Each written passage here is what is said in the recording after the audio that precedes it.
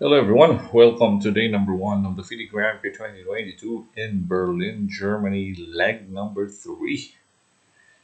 Alright, in this game we will feature Alexander Predke's miniature against Vachier-Lagrave. It was actually an upset. Let's check it out.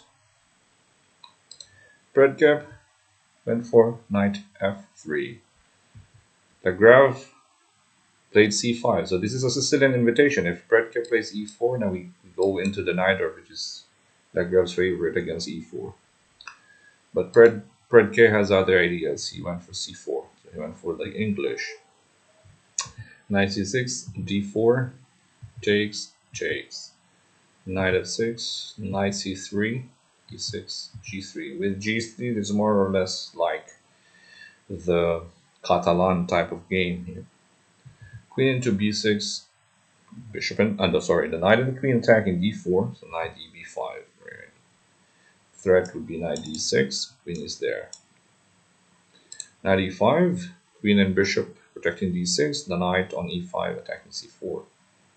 Then bishop f4. The knight couldn't take on c4 here, because if you take on c4, there's knight c7. King moves, king b3, takes. Double attack on the knight on c4, attack the rook on a8. So knight fg4, knight protects knight on e5, it's attacking f2, threatening f2, the weakest point. So white has to play e3, blocking the threat on the important f2 square. a6, queen a4, right? A counter pin on the rook on a8. g5, okay, interesting move. The bishop cannot take the pawn on g5 because this knight f3. Double attack on the bishop and the king. Alright, so bishop takes e5, knight takes, castle's queenside. If you look at the position carefully, I prefer white here. So look at the position here for black. Two bishops, f8 and c8, rook on h8, rook on e8, still not developed. White only needs that bishop to go to e2, and everything is just developed. For development-wise, this is white in a better position. Rook b8, rook moves away from that pin on the a file. Knight centralizes back to d4. Bishop d7. Okay, trying to castle. Queen moves back. The queen's job on a file is finished. Better go back to c2. Keeping an eye on the h7 pawn. Castles g4. According to Predke in the interview after the game, g4 is still part of his preparation. Well, chess nowadays. It's actually your friend is Stockfish or Houdini. Those are your good friends at home.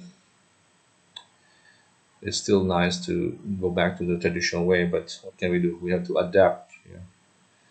This is the modern time, so computers are there. So we have to adapt to what's going on in the world right now. g4 is nice. After knight takes g4, now white undermines that pawn on g5 to open up the h file, because the knight on g4 is blocking the pawn on g5. So takes h4, now threatening mate on h7, attacking the knight on g4. f5, nice, protecting the knight, blocking the way on h7, but there's bishop e2. White has completed his development. It's attacking that knight on g4. Bishop is still sleeping. Rook on b8 looks bad. Knight goes back to f6. e4. Alright, breaking the middle. Open up because this pawn is blocking the attack on h7. Knight takes. The losing move here for Lagrave, unfortunately. The 19th move is the losing move. After knight takes e4, this is already winning for white. Why? We have a take, rook g1, check. If the bishop moves back to g7, there's queen c3, right here. If the rook protects, we have bishop h5, attacking the rook, the defender. If the rook goes to e7, the knight joins the party with knight f6. King goes to f8, knight checks.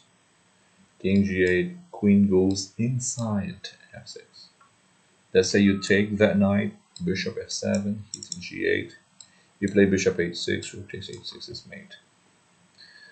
Lagrave has not moved his bishop on c8 the whole game. Yep. So rook g1 check, he played king f7, c5, blocking the connection of the queen and the bishop. The knight protects, and also the queen. Queen went to b4, and now a3. Lagrave resigned. Alright, what's the lesson here? Okay, lesson, it's not just about preparation, but let's go back to the basic. We have here Lagrave having a rating of 2761, but losing in just less than 25 moves. Because he never developed his bishop in c8. Rook is very bad in b8. Okay, if you're not prepared about certain lines, let's just go back to the basic things. Just development of pieces. Open your d pawn, right? Open your d pawn, put that bishop on d7, or that b pawn, bishop d7, yeah, instead of queen b6 earlier. Yes, there are certain things, certain principles to follow in chess to play a good game. Right? Okay, although preparation is important, especially here for white, yeah. But from the black side, if let's say you miss your preparation, you forget about your preparation, go back to the basics. Yeah? Development of pieces. Here, underdeveloped bishop on c8. Okay, if let's say we continue the game with queen takes b2, takes, queen takes b2. Let's say he captures this one, there's rook f4. Go back to e8, there's bishop h5. King e7, there's rook g7. It's game over. You go king d8, that rook takes f8. Helpless. Black is so helpless. And Predke is the lowest rated guy in his group. In Pool C, we have Wesley Saw, Lagrave, Predke, and Sam Shankland. 3 players with 2 700s, and Predke, well, not 2682, but almost 27 also. So this is a big scalp for Predke. And now he leads Pool C. So, okay, it was Lagrave's fault, yeah. It was better preparation for Predke.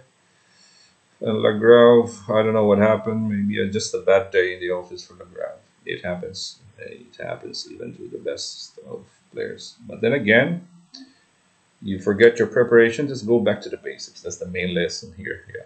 Whether it's a candidates or an open tournament or anything. Yeah. Go back to the basic principles, development of pieces. Alright, so that was it. Thank you for watching. Thank you for supporting our channel. We will continue to feature the FIDE Grand Prix 2022 in Berlin in the days to come. This is Coach Oliver once again. Stay safe, everyone. Bye-bye.